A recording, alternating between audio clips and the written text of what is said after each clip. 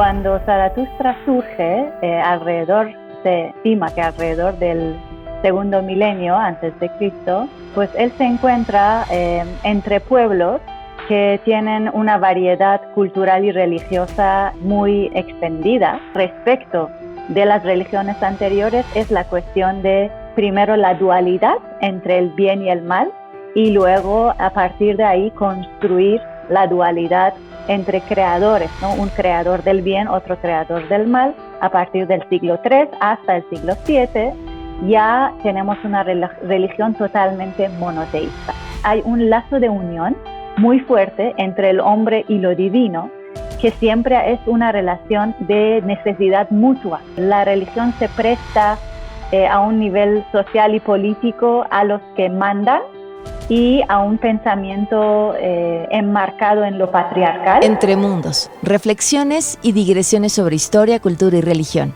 Un podcast en español en donde María Elena García Peláez y Luis Javier López Farjat, profesores e investigadores de la Facultad de Filosofía de la Universidad Panamericana, entrevistan a académicos de diversas disciplinas para ahondar sobre el fenómeno religioso, cómo se ha desarrollado en distintos contextos y cómo ha influido en la historia de la cultura.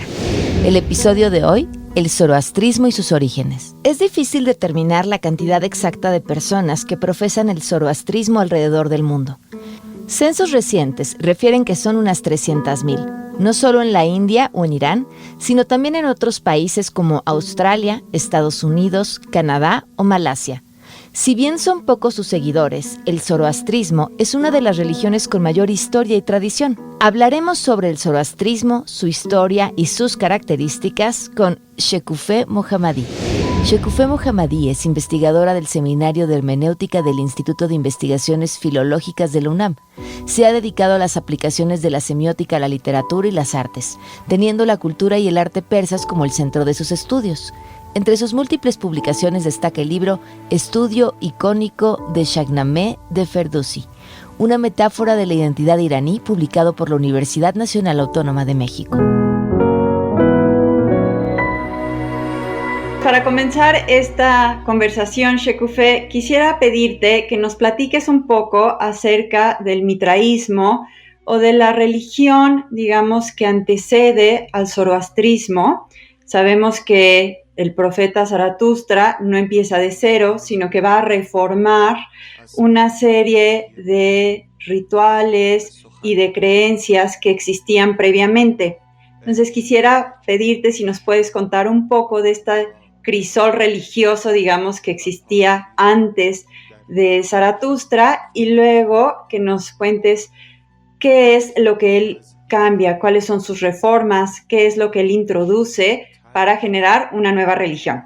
Bueno, como bien has dicho, nada empieza desde cero, ¿no? Y bueno, esa religión no es una excepción. Cuando Zaratustra surge, se estima que alrededor del segundo milenio antes de Cristo, pues él se encuentra entre pueblos que tienen una variedad cultural y religiosa muy extendida, y entonces entre los cultos que en este momento ya existían en la zona se encuentran varios cultos importantes. Entre ellos está el culto a Mitra, desde luego, o al dios Meher más adelante, y también el culto a una diosa que es la diosa Anahita o Aretvisvar Anahita, también se le llama así, entonces que es la diosa de las aguas fértiles. Entonces estos dos dioses por mucho tiempo van a seguir estando presentes en el zoroastrismo, y de hecho Zaratustra toma la inteligente decisión de no, elidir a estas deidades ya existentes, sino más bien integrarlos a la nueva religión. Y entonces siempre vamos a ver en los textos sagrados del zoroastrismo que Mitra y Anahita van a aparecer junto con Ahura Mazda, que es el dios creador principal del zoroastrismo, como deidades creadoras de las más importantes. Y al mismo tiempo sabemos que por Asia Central existen otro tipo de cultos, por ejemplo, a los dioses agrícolas, que son estos dioses relacionados tanto con el mundo de los vivos como con el submundo, que es el caso, por ejemplo, de culto luctuoso, especialmente hacia Varshan, ¿no? Entonces, todos estos personajes que antiguamente eran dioses de los diferentes pueblos o símbolos también de los primeros hombres o seres humanos, ¿no? en los distintos pueblos, estos van a empezar a formar parte de ese prisma de deidades del zoroastrismo también. Entonces, yo creo que lo que más enfoca, digamos, Zaratustra respecto de las religiones anteriores es la cuestión de, primero, la dualidad entre el bien y el mal, y luego, a partir de ahí, construir la dualidad entre creadores, ¿no? Un creador del bien, otro creador del mal, que, pues como veremos más adelante, lo va a convertir en, digamos, una religión monoteísta, ¿no? Pero mucho más adelante. Claro, y en este sentido, con este énfasis en la dualidad del bien y del mal, ¿dirías que hay un cambio importante respecto a la relación del ser humano con la divinidad? ¿Hay un cambio, algún tipo de evolución que sea propia del zoroastrismo? Yo diría que sí, porque justo bien sabemos que en las sociedades donde existe el politeísmo y también pues muchos de los mitos de creación están muy vivos, siempre la relación del ser humano con la naturaleza y con lo que lo rodea en realidad es totalmente una relación sagrada y ritual, ¿no? Entonces, esto yo creo que es algo que está claro, pero con la definición dual de estos dioses creadores, en realidad empieza a haber dentro del zoroastrismo también una especie de mandamiento ético para el ser humano, que anteriormente quizás no se percibía de esta manera, ¿no? Sí hay una relación, digamos, de respeto, incluso de temor con la naturaleza, con sus dioses anteriormente, pero dentro del zoroastrismo vamos a empezar a ver que aparecen aspectos tanto éticos como sociales, que de alguna manera nos hablan también de la evolución de estas sociedades antiguas, ¿no? Entonces yo diría que sí, que este cambio más bien viene por este lado, de lo ético, porque finalmente cuando se habla de que hay un Dios, digamos, de la bondad, de la luz, del amor, que es Ahura Mazda, y otro Dios de la oscuridad y de la ignorancia incluso, ¿no? Que es Ahriman o Angramino. Entonces ahí entramos en esta discusión de que uno de los dos dioses tiene que poder vencer al otro al fin de los tiempos. Entonces, una vez que estamos hablando ya de una lucha, estaríamos viendo que pues hay una cuestión épica y ética, ¿no? Desde el principio de los tiempos. Bueno, Shekufe, aprovechando que ya has introducido el tema del monoteísmo, quería preguntarte cómo es que se pasa de una religión politeísta después a un énfasis dualista, que ya mencionabas, y después llegamos al monoteísmo. ¿Cómo se da esa transición? Y si nos puedes contar también si es adecuado llamarle zoroastrismo o sería mejor llamarle mazdeísmo. Bueno, pues como te comentaba, empezamos con el mito de la creación zoroastriana, en el cual existe una pareja, digamos que en realidad son gemelos, son hermanos que nacen del tiempo, y esta pareja, uno de ellos es llamado Angramino, que es el que nace primero, y se le conoce también como Genagmino, que quiere decir el espíritu que olía mal o el espíritu malvado. Y ya después tenemos del otro lado a Espantamino, que es como el espíritu bueno o de la bondad. Entonces, estos hermanos del principio de los tiempos, en algún momento en la evolución del zoroastrismo, no sabemos bien cuándo, pero probablemente a partir de que la religión zoroastriana empieza a considerarse una religión del Estado, tenemos un cambio, ¿no? Desde el dualismo hacia el monoteísmo. Entonces, por mucho tiempo, por ejemplo, durante las dinastías persas, Aqueménida y después Sasánida, cuando se habla de la religión o del dios de la religión, siempre se habla únicamente de Ahura Mazda, ¿no? Que es este nombre que se le da al creador único. Muchas veces se pone Ahura Mazda en contraposición con Angra Mainyui, con el espíritu malvado o llamado también Ahriman, pero también tenemos casos en los que están opuestos son Spanta Mainyui y Angra Mainyui, y Ahura Mazda figura como un dios único. Es como si fuera un dios y ese dios tuviera dos, digamos, manifestaciones, y estas dos manifestaciones se contrapusieran, ¿no? Es un poco de esta manera como se podría concebir. Sin embargo, digamos, ontológicamente hablando, la verdad del asunto ahí es que ambos espíritus o ambos arquetipos, si los queremos mejor llamar así, son creadores. O sea, tanto Spanta Mainyui como Angra Mainyui crean por su parte. La única diferencia que ellos tienen es que el mundo de los arquetipos o de las ideas es exclusivo de Spanta Mainyui o del espíritu bueno. Afortunadamente el espíritu malvado no tiene este mundo, ¿no? Nada más tiene creaciones materiales. Entonces por ahí hay como pequeñas diferencias que se van viendo, y ya tenemos, por cierto, que por la época sasánida, que esto es ya el segundo imperio persa, a partir del siglo III hasta el siglo VII, ya tenemos una religión totalmente monoteísta.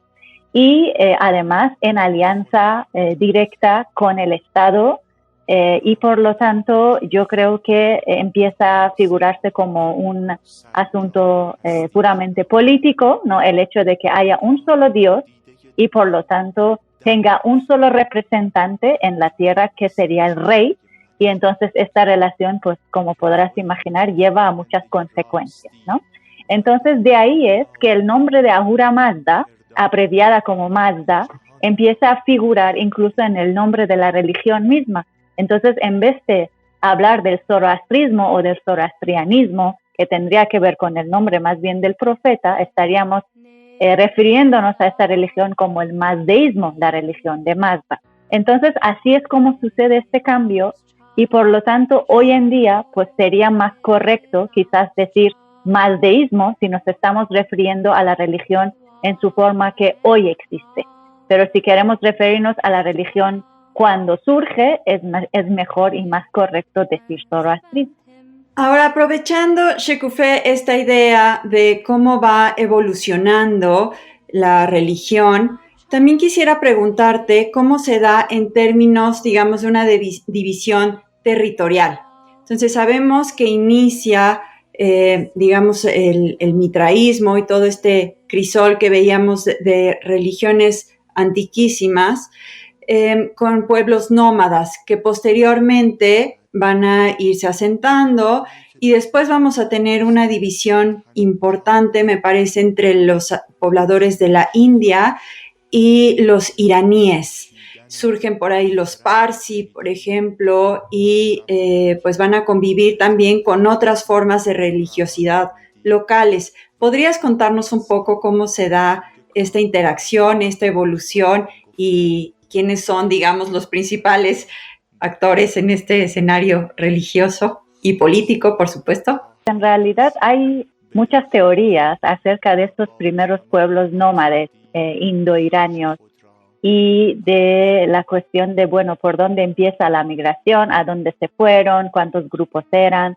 Entonces sabemos así a grandes rasgos, porque todavía es algo que no se ha definido de manera, digamos, exacta, que un grupo de ellos, desde luego, viaja a la India, y otro grupo se asienta en Irán, y un tercer grupo se va hacia el oeste, ya, digamos, acercándonos a Europa, ¿no? Entonces, estos grupos que son, estamos hablando de las migraciones de la mitad del tercer milenio antes de Cristo, ¿no? Y después del segundo milenio, entonces estamos hablando de un tiempo muy lejano. Pero más adelante, pues sabemos que a lo largo de los imperios persas, en todo lo que era el Gran Irán, como el zoroastrismo era la religión predominante, y además más adelante la religión del Estado, pues los zoroastrianos vivían, digamos, en paz y sin problemas, ¿no? en su sociedad. Sin embargo, esto va a cambiar a partir de la conquista, digamos, islámica árabe de Persia en el siglo VII. Entonces, a partir de este momento vamos a tener nuevos asentamientos, especialmente en la parte occidental de la India, de zoroastrianos que escapan, digamos, de la persecución de los musulmanes. Entonces, este grupo, como tú bien has dicho, se van a llamar los Parsis, y muchos de ellos viajaban hacia la India desde ciudades del norte del actual Irán, que es Tari, y digamos del norte también centro, que es Zanjan, por ejemplo. Entonces ellos viajan desde estas ciudades y llegan a la India y de hecho se establecen en comunidades que llaman, por ejemplo, Nowsari, es como el nuevo Sari, ¿no? Es como si la misma ciudad, pero ahora nueva, ¿no? Entonces ahí empiezan a vivir. Y los zoroastrianos que se quedan en Irán, pues ellos tienen que a fuerza muchas veces convertirse al Islam, entonces las cosas cambian de muchas maneras. Por eso podemos decir que quizás los cambios más importantes dentro de la religión se dan dentro de Irán, porque ahí es donde tienen que convivir con una religión que también se quiere hacer dominante o quiere vencer de alguna manera o tomar el lugar del zoroastrismo. Sin embargo, en la India, ellos se asientan de una manera mucho más pacífica, no tienen tantos problemas, no entran en conflicto y por lo tanto, hasta hoy en día, para los investigadores que buscan esa pureza del zoroastrismo, los Parsis de la India son todavía un mejor referente, ¿no? En este sentido. Entonces, una cosa también quizás aquí bonita para contar es que estos Parsis se llevan los fuegos sagrados. Entonces, 8 de los fuegos sagrados del zoroastrismo están ahora en la India, y porque los Parsis se los llevaron, y solo en Irán queda uno de ellos, que está en la ciudad de Yazd.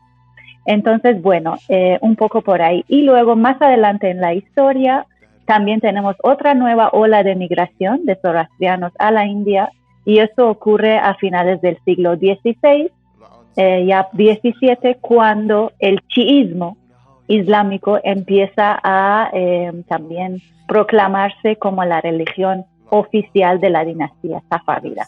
Entonces, en ese momento ya hay mucha persecución de otras minorías religiosas y otra vez tenemos esta obligación, ¿no?, de emigrar, y estos se juntan también con los Parsis que ya estaban en la India. Quería preguntarte si podrías contarnos algo de cómo el zoroastrismo pasa o influye, por ejemplo, en el caso del Islam, y de manera muy puntual, sé que tú conoces muy bien el sufismo. A lo mejor si pudieras contarnos algo de estas ideas, cómo pasan, cómo conviven y la manera en que se influye, por ejemplo, en el misticismo sufí del Islam. Bueno, desde luego que es un tema, digamos, controversial, bien lo has dicho, esa cuestión de las influencias, ¿no? Nunca es muy clara, no se puede decir de manera con certeza, ¿no?, quién influye a quién. Eso siempre va a estar ahí. Y sin embargo, curiosamente, aunque el zoroastrismo y la comunidad zoroastriana, que en realidad se queda en Irán y hoy en día tenemos constancia de ello, es una comunidad bien pequeña. Sin embargo, al principio de la conquista islámica de Persia, tenemos un fenómeno de asimilación muy interesante. Justo por eso mismo se habla y se ha hablado de que el chiismo en realidad se crea a partir de esta mezcla, ¿no?, de las ideas del zoroastrismo con el Islam. Entonces, la corriente chií, por ejemplo, del Islam, se diversifica, bueno, mucho más adelante. Sin embargo, en sus orígenes, cuando se opone al sunismo, que es como este Islam puro, ¿no?, que muchas veces en su estado original no se considera así, lo hace como un hecho o como un gesto, mejor dicho, de resistencia, porque justo toma elementos del zoroastrismo, los asimila al Islam para que de esta manera exista un Islam propio, ya que tenemos que aceptar una nueva religión después de tantos siglos del zoroastrismo. Entonces esta religión también ha de modificarse. Entonces no es que tanto el Islam modifique el zoroastrismo, sino más bien el zoroastrismo modifica el Islam y crea su propia Islam.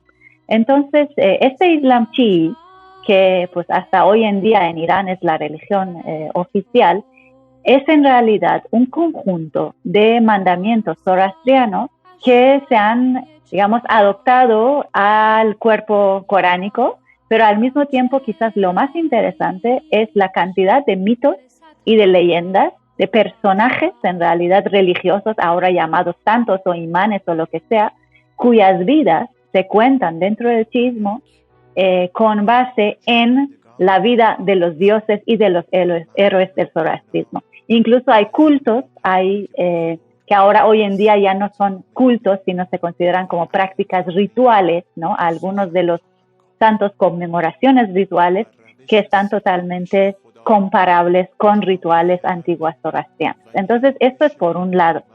Y por otro lado, desde luego, este tipo de ideas penetran en el sufismo. Digo, hay muchas ramas del sufismo y del misticismo, pero yo hablaría solamente de la rama, digamos, irania del sufismo, y entonces ahí podemos encontrar muchos elementos que se han retomado del zoroastrismo. Especialmente y sobre todo, yo quisiera destacar la cuestión de la relación, por ejemplo, con la luz. O sea, cómo la luz es un símbolo de la divinidad, porque pues esto sabemos que para el zoroastrismo la luz es uno de los elementos con el que se crea el mundo y se crea la sabiduría, se crea el amor a través de la luz. Entonces, esto es una idea que en el misticismo está muy presente, la luz divina y cómo esta luz corre por el cuerpo, fluye por el cuerpo de todos los creados por ese Dios único. Y después, por ejemplo, tenemos cuestiones como la inspiración o el conocimiento intuitivo.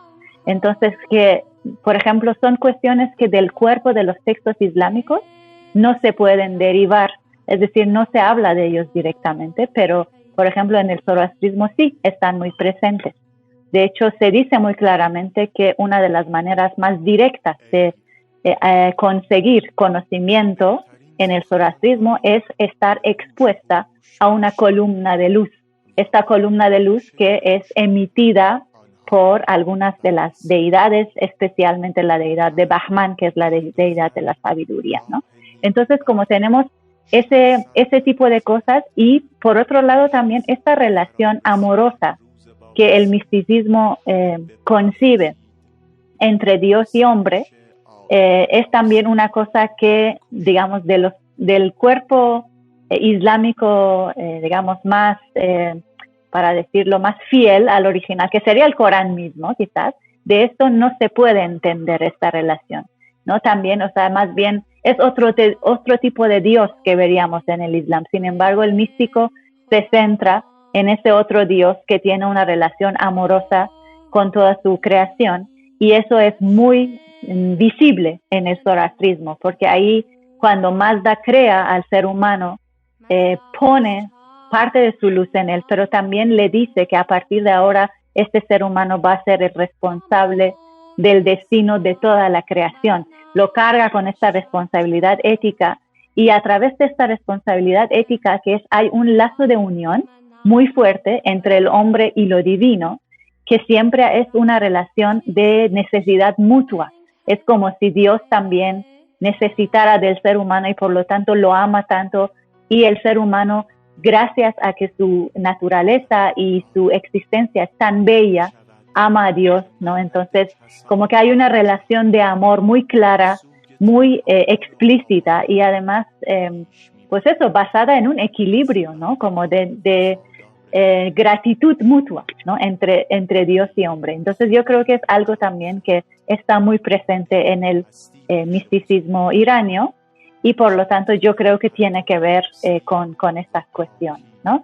Que, bueno, otros filósofos de la época islámica, por ejemplo, Shahabuddin Sohrawardi, hablan mucho de este tema, y además desarrollan toda una filosofía de la luz basado en las ideas del zoroastrismo, que más adelante sabemos que también va a retomar Henry Corbin y lo va a traer al occidente. Si nos pudieras contar un poco esa complejidad del idioma y de cómo de pronto sí hay como esta división y después no. Y también preguntarte por el papel de la mujer dentro del zoroastrismo, ¿no? Normalmente tenemos algunas referencias mucho más masculinas, digamos, dentro de la religión. Me gustaría saber si esto es así en el zoroastrismo, si hubo algunos cambios, en fin, si nos puedes contar un poco más del papel de las mujeres en estas dos dimensiones, en la teológica, religiosa y también en la parte social. Podemos decir que el zoroastrismo quizás es una de las religiones monoteístas más equilibradas en el sentido del género, porque finalmente la cantidad de los dioses y de las diosas de esta religión es equivalente, es decir, tiene la misma cantidad. Y entonces los papeles también que ellos fungen de igual manera son importantes, es decir, no hay una preferencia, por ejemplo, de género en la cuestión de decir quién hace lo más importante, si los dioses o las diosas, ¿no? De hecho, como te decía, por ejemplo, Aretvisvara Anahita, que es esta diosa muy poderosa, es en realidad de la misma manera que Mehr es importante o Mitra es importante, Aretvisvara Anahita también es importante. Entonces, esto, digamos, de la trilogía, así, de la Trinidad, mejor dicho, ¿no? De la Trinidad del principio, que son Mazda, Mehr y Anahita, empieza todo y luego se expande al resto de los dioses. Entonces, hay un perfecto equilibrio en eso. En la cuestión de la creación del ser humano, nosotros sabemos que cuando Mazda crea el mundo material, crea al mismo tiempo a una vaca sagrada o una vaca primordial, y crea también al primer hombre, ¿no? Que se llama Kayumar.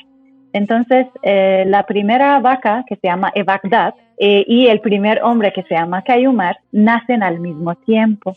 Entonces, eso tiene sentido porque a lo mejor, no sé, desde nuestra mirada moderna decimos, bueno, lo femenino es una vaca, ¿no? Y lo masculino es un hombre, pero en realidad no tiene esta acepción dentro del zoroastrismo. Los dos son al mismo tiempo importantes. Los dos nacen al mismo tiempo. Uno es pues masculino y luego se va a encargar, digamos, tiene otras funciones, ¿no? Kayumar tiene sus funciones que está relacionado con el resto de los seres humanos, y la vaca sagrada tiene sus funciones que está relacionado con las plantas y los animales. Entonces los dos son igual también de importantes. Y sabemos que de la semilla de Kayumar nace una planta también de brazos gemelos, uno de ellos es hombre y otro es mujer, que se llaman Mashi y Marciana. Entonces, de estos padres de la humanidad que nacen al mismo tiempo y son parte de la misma planta, nadie nace de la costilla de nadie, ¿no? Es como al mismo tiempo todo, sale, digamos, el progenie de toda de toda la humanidad, ¿no? Y del otro lado, pues tenemos la semilla de la vaca que se lleva a la luna y crea al resto de los animales y de las plantas. Entonces, incluso en esta cuestión de la creación del mundo material también hay equilibrio, yo ahí lo veo. Y finalmente, claro, más adelante, cuando ya salimos de la cuestión teológica y entramos en la cuestión más social y en relación con los imperios persas en los que tenemos presencia del zoroastrismo, las cosas cambian, porque finalmente la religión se presta a un nivel social y político a los que mandan y a un pensamiento enmarcado en lo patriarcal.